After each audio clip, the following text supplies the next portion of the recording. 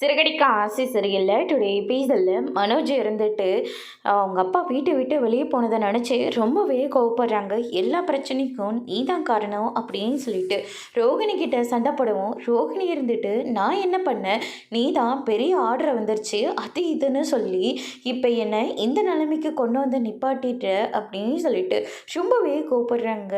நான் ஆர்டர் வச்சு தான் சொன்னேன், அதை நீ சரியான முறையில் பயன்படுத்தணும். ஆனால் நீ தானே பேராசை பிடிச்சிக்கிட்டு நீ தானே கம்பெனி போடுறேன், பிஏ வைக்கிறேன் அப்படின்னு சொல்லிட்டு நிறைய செலவு பண்ணது நீ தானே, இதெல்லாம் நானும் உன்னை பண்ண சொன்னேன் அப்படின்னு சொல்லிட்டு ரோகிணி சொல்லுவோம், நீ தான் நம்ம கம்பெனியோட நல்லதுக்காக தான் இதெல்லாம் பண்ணுறேன்னு சொல்லி நீ தானே துணைக்கு நின்ன அப்படின்னு சொல்லிட்டு மனோஜ் எல்லா பழியும் தூக்கி ரோகிணி மேலே போடுறாங்க.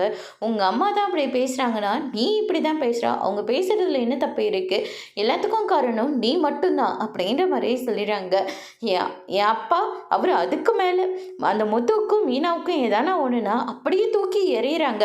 ஆனால் எனக்கு ஒன்றுனா இதை இப்போ விட்டுட்டு ஓடிட்டாங்க அப்படின்னு சொல்லிட்டு ரொம்பவே கோவப்படுறாங்க. அதுக்கு அடுத்ததான் ரோகிணி இருந்துட்டு மனோஜ் பேசினதெல்லாம் நினச்சி ரொம்பவே ஷாக்கில் இருக்காங்க. அதுக்கடுத்து தான் இந்த சைடு பார்த்திங்கன்னா நம்ம முத்துவும் மீனாவும் நேராக பரசுராமனோட வீட்டுக்கு போகிறாங்க.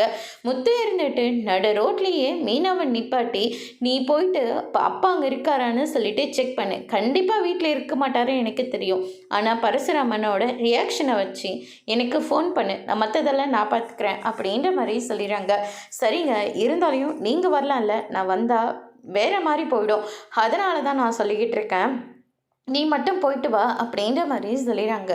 சரிங்க, நான் போயிட்டு என்ன ஏதுன்னு சொல்கிறேன், எப்படியோ ஒன்று மாமா கிடைச்சா அதுவே எனக்கு போதும் அப்படின்னு சொல்லிட்டு மீனா ஒரு பக்கம் சொல்லிட்டு நேராக பரசுராமனோட வீட்டுக்கு போகிறாங்க.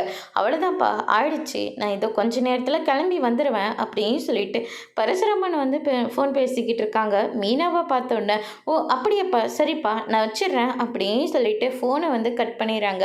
வாமே மீனா, சொல்லாமல் கொள்ளாமல் வீட்டுக்கு வந்திருக்க, நீ வந்ததில் ரொம்ப சந்தோஷமா, உட்காரவா அப்படின்ற மாதிரி சொல்கிறாங்க. என்னம்மா விஷயம், நீ மட்டும் தனியாக வந்திருக்க, முத்து எங்க அண்ணாமலையை தேடிட்டு போயிருக்கானா, யாரும் எதுக்காகவும் பயப்படாதம்மா, நேரம் வரும்போது கண்டிப்பாக அண்ணாமலையே வீட்டுக்கு வந்துடுவான், நீங்கள் யாரும் அதை நினச்சி வருத்தப்படாதீங்க, அவன் இருக்கிற போது உங்கள் யாருக்கும் அந்த அருமை தெரியல, ஆனால் இப்போ இல்லாத போது ஆளுக்கு ஒரு பக்கமாக தேடிக்கிட்டு இருக்கீங்க. விஜயா அண்ணாமலை சொல்கிறத காதலே வாங்க மாட்டா, இன்னைக்கு அண்ணாமலை காணன உடனே அவ்வளோ கண்ணீர் விட்டுட்டு இருக்காளா, சரி விடு, இருக்கிற போது ஒரு மனுஷனையை பற்றி யாருக்கும் எதுவும் தெரியறதில்ல, இப்போதான் எல்லாருக்கும் எல்லாம் தெரியும் போல இருக்கு அப்படின்ற மாதிரி சொல்லிடுறாங்க. அதுக்கடுத்து தான் பார்த்திங்கன்னா பவானி இருந்துட்டு கேரியர் ரெடி பண்ணிட்டுமா, நீங்கள் எடுத்துகிட்டு கிளம்புங்க அப்படின்ற மாதிரியே சொல்லிடுறாங்க. கேரியர் யாருக்கு அங்கிள் அப்படின்னு சொல்லிட்டு மீனா கேட்கவும், எனக்கு தான்ப்பா, நான் வெளியில் கிளம்பிட்டு இருக்கேன், ஒரு இடத்துல வெளியில் சாப்பாடு செட் ஆகிறதுல வயிறு சரியில்லை, அது மட்டும் இல்லை வயசாகுதில்ல, அதனால தான் எதுவும் ஒத்துக்கிறதில்ல, இந்த மாதிரி வீட்டில் எடுத்துகிட்டு போய் தான் நான் சாப்பிட்றதே அப்படின்னு சொல்லிட்டு பரிசு ஃபோன் பண்ணிடுறா. சரிம்மா, நீங்கள் யாரும் எதுக்காகவும் பயப்படாதீங்க, கூடிய சீக்கிரமாகவே அண்ணாமலை வீட்டுக்கு திரும்பி வந்துடுவான், எல்லா பிரச்சனையும் முடிஞ்சதுன்னா அவனே திரும்பி வந்துட்டு போகிறான் அப்படின்ற மாதிரி சொல்லிக்கிட்டு இருக்காங்க.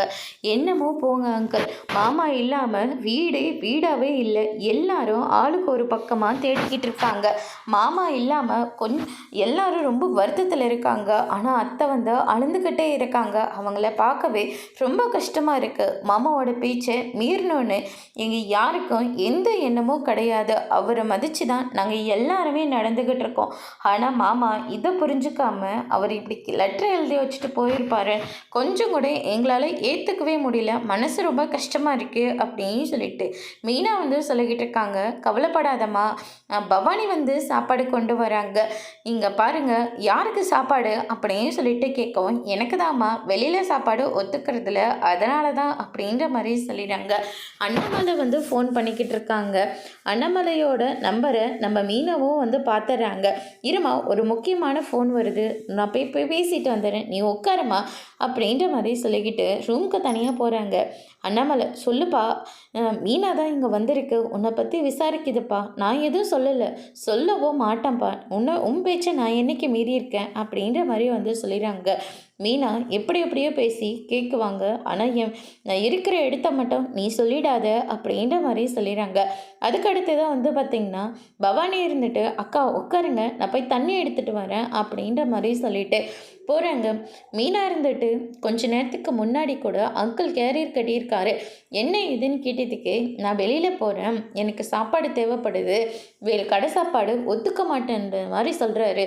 எனக்கு என்னமோ இதிலெல்லாம் நம்பிக்கை இல்லை, மாமா இருக்கிற இடம் இவருக்கு தெரிஞ்சிருக்க போல இருக்கு அப்படின்ற மாதிரி சொல்லிடுறாங்க. எனக்கும் இந்த அங்கிள் மேலே தான் டவுட்டாக இருந்தது. இப்போ நீ கன்ஃபார்மே பண்ணிட்ட அப்படின்னு சொல்லிட்டு நம்ம முத்து வந்து சொல்லிடுறாங்க. அதுக்கு அடுத்து தான் வந்து பார்த்திங்கன்னா ஃப்ரெண்டு தாம்மா கால் பண்ணாங்க, ஆஃபீஸில் கொஞ்சம் வேலை இருக்கா, நான் போய் அதை முடிச்சுட்டு வந்துடுறேன், நீ பார்த்துக்கோமா அப்படின்ற மாதிரி சொல்லிடுறாங்க. சரிங்க அங்கிள், அப்படின்னா நானும் கொஞ்சம் கிளம்புறேன், எனக்கும் வேலை இருக்குது. அக்கா இருங்க, சாப்பிட்டுட்டு போகலாம். இல்லைப்பா நான் கிளம்புறேன் அப்படின்னு சொல்லிட்டு மீனாவும் அங்கேருந்து கிளம்புறாங்க.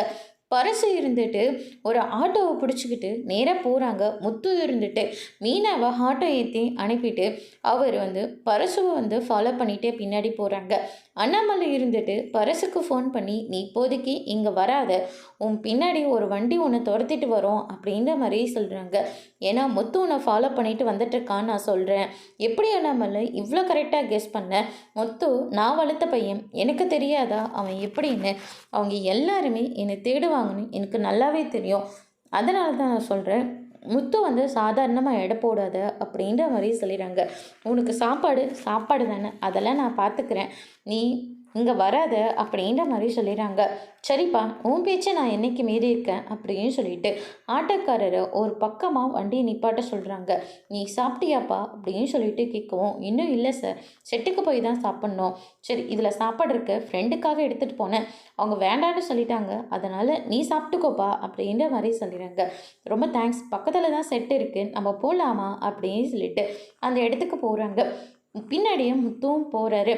பரசு இருந்துட்டு ஆட்டோவில் வெயிட் பண்ணிட்டு இருக்கிற போது முத்து வந்து நிற்கிறாங்க.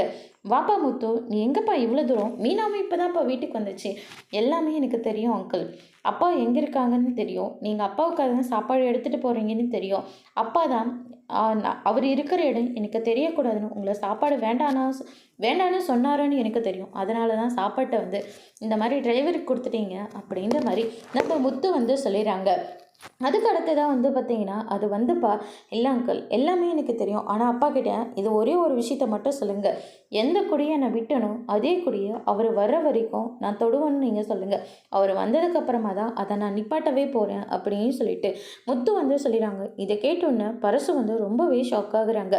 அதுக்கு அடுத்ததாக வந்து பார்த்திங்கன்னா ரோகிணி இருந்துட்டு மகேஷ்கிட்டையும் வித்யாகிட்டையும் நடந்த எல்லா விஷயத்தையும் சொல்லிடுறாங்க.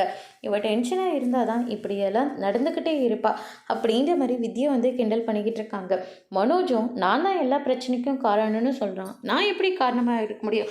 அந்த வீட்டில் பிரச்சனைன்னு ஒன்று வருதுன்னா அது உன்னால் மட்டும்தான்டி அப்படின்ற மாதிரி சொல்லிடுறாங்க. என் ஆண்டியும் என்னை சும்மாவே விட மாட்டாங்க, பேசி என்னை கொல்லுவாங்க அப்படின்ற மாதிரி சொல்லிடுறாங்க. என் ஹஸ்பண்ட் வந்து தூக்கம் வரலன்னு சொல்லிட்டு தூக்க மாத்திரை போட்டுப்பார், அதனால் அந்த மாத்திரையை நான் கொடுக்குறேன், அதனால் உங்கள் ஆன்ட்டிக்கு வந்து நீ அதை இடித்து கொடுத்துடு, எதுலையாவது கலந்து கொடுத்துரு அப்படின்ற மாதிரி சொல்லிடுறாங்க. சூப்பர் ஐடியா அப்படின்னு சொல்லிட்டு ரோகிணியும் அந்த டேப்லெட்டை வாங்கிட்டு நேராக வீட்டுக்கு போகிறாங்க. ரவி வீட்டுக்கு வர்றாரு.